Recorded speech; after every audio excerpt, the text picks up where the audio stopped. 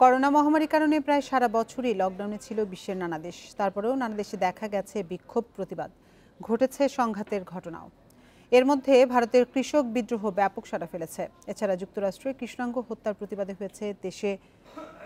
অনেক দেশে হয়েছে বর্ণবাদ বিরোধী বিক্ষোভ। অন্যদিকে করোনার বিধিনিষেধ শিথিলের দাবিতে জার্মানি, ফ্রান্স সহ অনেক দেশে দেখা যায় প্রতিবাদ।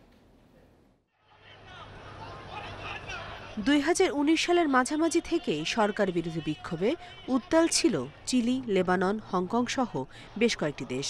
সময়ের সঙ্গে আরও তীব্র হয় আন্দোলন। তবে এবছর ফেব্রুয়ারি-মার্চে করোনা বিস্তার বাড়লে স্তিমিত হয়ে আসে বিক্ষোভ। তবে প্রতি বছরের মতো এবারও অনেক সংঘাত, রাজনৈতিক পালাবদল দেখেছে বিশ্ব। যদিও মহামারীর প্রভাবে অনেক কিছুই রয়ে গেছে চোখের আড়ালে। 2020 সালের সবচেয়ে আলোচিত আন্দোলনগুলোর অন্যতম ভারতের কৃষক আন্দোলন। নভেম্বরের শেষ সপ্তাহে শুরু হওয়া এই আন্দোলন এখনও চলছে। ভারতীয় পার্লামেন্টে পাশ হওয়া বিতর্কিত কৃষি আইন বাতিলের দাবিতে রাজধানী দিল্লি অবরুদ্ধ করেন পাঞ্জাব ও হরিয়ানা সহ বিভিন্ন রাজ্যের লাখো কৃষক। দিল্লির সিংহ সীমানায় 1 মাসেরও বেশি সময় অবস্থান বিক্ষোভ করেছেন কৃষকেরা। ভেস্তে গেছে কয়েক দফা আলোচনার উদ্যোগও। মে মাসে যুক্তরাষ্ট্রের মিনিয়াপোলিসে পুলিশের গুলিতে কৃষ্ণাঙ্গ জর্জ ফ্লয়েডের মৃত্যুর জেরে সারা বিশ্বে ছড়িয়ে পড়ে ব্ল্যাক লাইভস ম্যাটার আন্দোলন।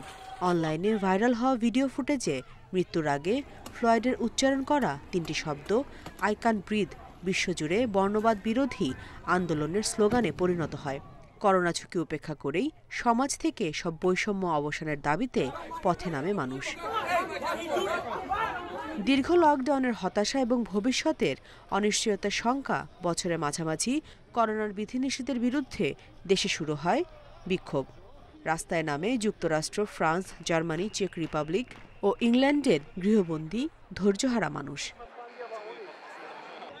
অব্যাহত চীন বিরোধী বিক্ষোভ দমনে হংকংয়ের কর্তৃপক্ষ নতুন জাতীয় নিরাপত্তা আইনের প্রস্তাব করলে সেখানে শুরু হয় গণতন্ত্রপন্থীদের বিক্ষোভ। পুলিশের সাথে সংঘর্ষে জড়ালে গ্রেফতার হয় কয়েকশো বিক্ষোভকারী।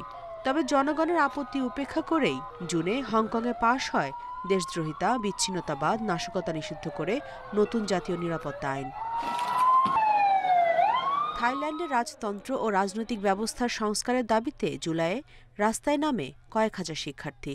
জরুরি অবস্থা জারি করেও বিক্ষোভ দমনে ব্যর্থ হয় সরকার। থাইল্যান্ডের সাম্প্রতিক ইতিহাসে রাজার অসীম ক্ষমতাকে প্রকাশ্যে চ্যালেঞ্জ করার এমন উদাহরণ আর নেই। Nusrat Serin, independent news.